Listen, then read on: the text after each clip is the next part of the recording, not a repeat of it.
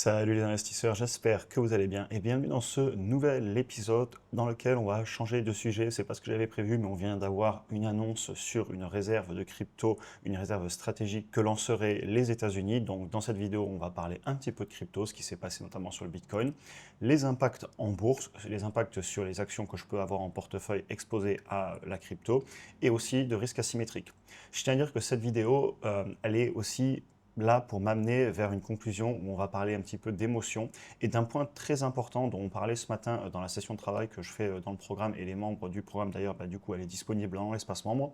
Et toute la vidéo va me servir à arriver à ce point qui est bien plus large que la crypto. Et cette annonce sur une réserve de crypto, ça va être le support pour la vidéo du jour. C'est une petite vidéo qui pour moi est importante. Je sais que le sujet fera pas beaucoup de vues, mais tant pis pour l'algorithme. Et vous qui la regardez, je pense que le contenu, il est bien plus important que ce qu'il peut paraître. En tout cas, c'est tout aussi important que des vidéos qui ont des thématiques beaucoup plus populaires sur la chaîne. Évidemment, comme d'habitude, il s'agit d'un cas de conseil en investissement. Je vous partage ce que je fais, mais chacun fera bien ce qu'il veut. Avec ces investissements, vous êtes les seuls responsables. Donc on a eu une annonce d'une réserve stratégique sur les cryptos qui comprendra du Bitcoin mais aussi d'autres cryptos. À savoir que les cryptos actifs, c'est quelque chose dont je parle depuis assez longtemps sur la chaîne. Là, vous avez une dernière vidéo que j'avais fait où justement je parlais des proxys en bourse sur lesquels j'ai choisi de m'exposer depuis maintenant quelques temps. Vous voyez la vidéo, elle est du 16 février 2025, n'hésitez pas à aller la voir. Et dans cette vidéo, je fais un petit peu des rappels de ce qu'on avait déjà dit, mais je vais ouvrir le débat.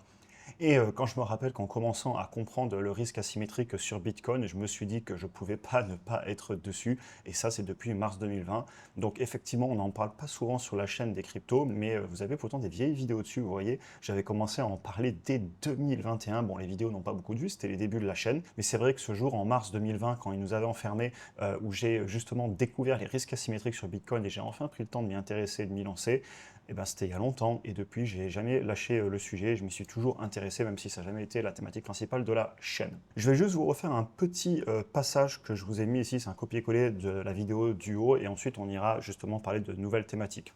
Pourquoi je me suis intéressé sur les cryptos actifs au départ et pourquoi je les ai mis dans mon patrimoine? On va parler de décentralisation et d'échange de valeurs. Parce qu'en fait, on entend souvent dire que les cryptos actifs, ils produisent rien. Et au sens d'une entreprise qu'il n'y a pas de chiffre d'affaires, qu'il n'y a pas de bénéfices, eh bien c'est vrai. D'ailleurs, on ne fera pas d'analyse conventionnelle sur ces types d'actifs, et si on ne croit pas dans l'avenir de la technologie, fin de l'analyse pour moi, parce que vous n'avez pas de ratio de prix, vous n'avez rien de tout ça, c'est des risques très asymétriques, c'est une technologie qui est en train soit d'être adoptée, et dans ce cas-là, il n'y a pas vraiment de limite à la hausse à mon avis sur le très long terme, soit la technologie ne sera pas adoptée et on peut aller à zéro, d'où le risque très asymétrique. Et moi, je me suis intéressé pour d'autres raisons. Et il suffit d'avoir un petit peu vécu à l'étranger et d'avoir essayé, par exemple, d'un jour envoyer de la valeur à l'autre bout du monde, par exemple, pour très vite comprendre que les systèmes décentralisés produisent de la valeur d'une certaine manière. Un exemple, faire une transaction à tout moment, à très faible frais, rapidement, complètement traçable, sans attendre à avoir l'ouverture du bureau un lundi matin, à essayer de contacter quelqu'un par téléphone s'il veut bien vous répondre avant le café, et au final pouvoir suivre et écrire des transactions visibles de tous.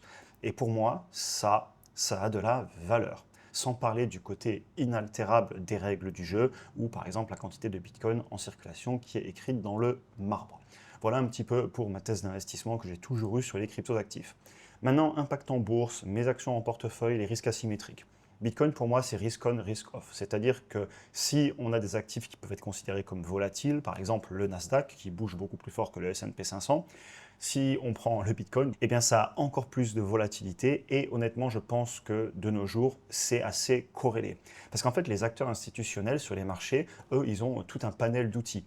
Les obligations, les actions, les nouveaux investissements type Bitcoin, etc., l'or, et ils passent leur temps à arbitrer, puisqu'ils font pour certains de la gestion active. Et donc mon avis est qu'on a atteint une capitalisation assez grosse sur certains de ces actifs, comme Bitcoin, Ethereum, etc., que l'impact il est réel. Et si Bitcoin corrige, ça peut impacter les marchés, et si les marchés corrigent, ça peut impacter Bitcoin, et vice-versa. Et ça, c'est vrai sur l'ensemble des actifs disponibles sur le marché. Je vous parle souvent de corrélation entre les taux d'intérêt qui font bouger les obligations, le marché obligataire qui est beaucoup plus gros que le marché action, et évidemment qu'on a des liens entre les deux, notamment selon les situations économiques. Les gérants vont pouvoir arbitrer selon les différents types de risques qu'ils veulent sur ces différentes classes d'actifs. Donc pour moi, ce n'est pas dissociable. Et ça, je voulais en parler dans cette vidéo. Aussi, j'en ai en portefeuille. Et comme je vous le disais, j'ai conscience de la symétrie, je reste donc responsable en termes de pourcentage de portefeuille. Je ne m'amuse pas à aller all-in sur aucun actif quel qu'il soit, que ce soit de la bourse, de la crypto, de l'immobilier, du cash, de l'or, je ne serai jamais à 100%, je vais toujours me gérer. Par contre, effectivement, quand je vois que j'avais commencé en mars 2020, l'appréciation elle est non négligeable et ça, donc ça pèse quand même beaucoup dans mon patrimoine. Et c'est pour ça que je fais un petit DCA tranquille en bourse parce que je ne veux pas m'arrêter, mais je suis obligé d'être prudent et de mettre plus ailleurs pour rééquilibrer.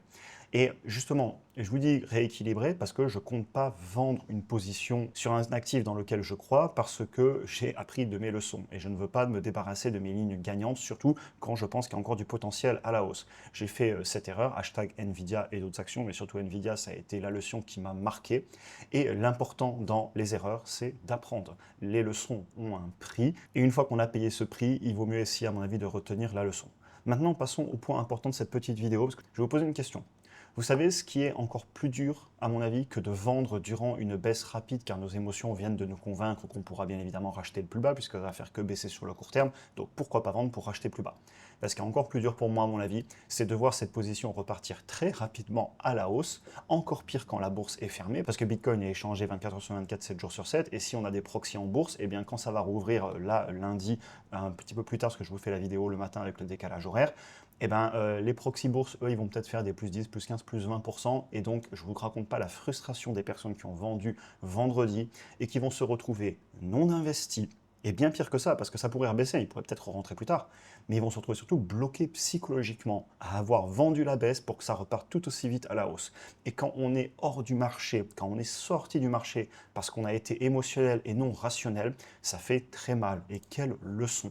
Maintenant, comme je le dis toujours, ça nous arrivera à pratiquement tous. Si on investit assez, un jour, on va avoir des émotions, on va vendre et puis on va le regretter plus tard parce que ça va repartir, parce qu'on aura eu une nouvelle, un média et on aura paniqué ou notre thèse d'investissement aura changé et plus tard, on le regrettera. Les leçons ont des prix, on paye ces prix, maintenant à nous de retenir les leçons. Et la leçon que je retiens encore et toujours, et vous regardez le mouvement qu'on a eu là sur Bitcoin entre la baisse et la hausse en seulement quelques jours, c'est très violent. La leçon que je retiens, c'est être dans le marché, être investi en permanence est bien plus puissant que d'essayer de rentrer et de sortir. En anglais, la célèbre phrase Time in the market beats timing the market. Être investi en permanence est bien plus puissant et va être bien plus efficace que d'essayer de rentrer et de sortir du marché. C'est une traduction que je vous fais un petit peu à la volée, mais l'idée est là. Et ça, je vais vous le montrer avec quelque chose de beaucoup plus stable, le S&P 500. Le S&P 500 en mars 2020, au moment d'ailleurs où je commence à m'intéresser aux cryptoactifs, notamment beaucoup à Bitcoin, il nous fait un moins 32% en quelques semaines. Ici, les bougies, elles sont en semaines, les bougies japonaises sur le graphique. Et aujourd'hui, quelques années plus tard, on a fait x2,5. Et ça, on l'a fait en 5 ans. On vient d'avoir une performance absolument exceptionnelle sur les indices comme le S&P 500, le Nasdaq, sur les actions individuelles, alors qu'à l'époque, on avait pris un moins 32% en 2-3 semaines et c'était la panique. Imaginez les personnes qui ont vendu en mars 2020 parce que c'était la fin du monde et qui n'ont jamais eu le rationnel à cause des émotions de re-rentrer en se disant que ça allait rebaisser. Regardez la baisse qu'on s'est pris en 2022 où les personnes ont pu se dire mais on va revenir au niveau de mars 2020 et là je rentrerai enfin et ça repart encore. Et ce qui est aussi extrêmement impressionnant, c'est les volumes. Regardez ici. Tous les volumes, ils sont très élevés lors de la baisse. Donc là, on a des personnes qui sortent. Par contre, les volumes de re-rentrée, quand ça repart ici en 2 mois, rappelez-vous la reprise en avril, mai, juin 2020, là, les volumes sont beaucoup plus faibles. Et vous en tirerez vos propres leçons. Pareil sur Bitcoin, regardez la violence des volumes lors des ventes. On va arriver à la conclusion, on vient encore de le vivre et on l'a vécu ensemble sur tellement de titres. Les baisses qu'on avait eues, rappelez-vous combien on avait payé Google, Meta, Tesla, je peux lister plein d'autres entreprises, la volatilité qu'on a eue sur IMT, rappelez-vous de Palantir il y a très longtemps, Microsoft, Apple à mes débuts, j'avais même pas encore la chaîne. Et vous savez quoi? On va encore le vivre. La volatilité, elle est là pour transférer l'argent de la poche des impatients vers la poche des patients et des rationnels. Il suffit de retenir les leçons quand on se les prend en pleine poire. Maintenant, pour finir sur la crypto, parce que c'est un petit peu la thématique de la vidéo quand même, j'ai acheté la baisse, clairement. J'avais annoncé mes achats en bourse sur les proxys, je vous avais dit que j'achetais les proxys, je vous ai parlé des proxys dans d'autres vidéos, retournez voir les autres vidéos. Ici, on ne va pas reparler de ce que j'ai acheté, je l'ai déjà fait, vous avez des vidéos sur la chaîne pour ça. Au final, j'applique ma stratégie, je reste rationnel et le temps fera le reste. Et quand je regarde le parcours qu'on a fait tous ensemble depuis ces années, le temps fait le travail. On sous-estime clairement ce qu'on peut faire en 5-10 ans, par contre on surestime ce qu'on peut faire sur le court terme. C'est la maladie de l'objet brillant qu'on court toujours après. Et en ce moment, je fais pas mal de vidéos qui me viennent vraiment des tripes. Je ne sais pas si vous le remarquez, mais en tout cas, moi j'avais envie de faire ça en ce moment parce que quand il y a de la peur, je suis aussi là pour réagir à ça. Mais c'est pas grave, je fais aussi des vidéos qui me plaisent, tant pis pour l'algorithme, comme je vous le disais.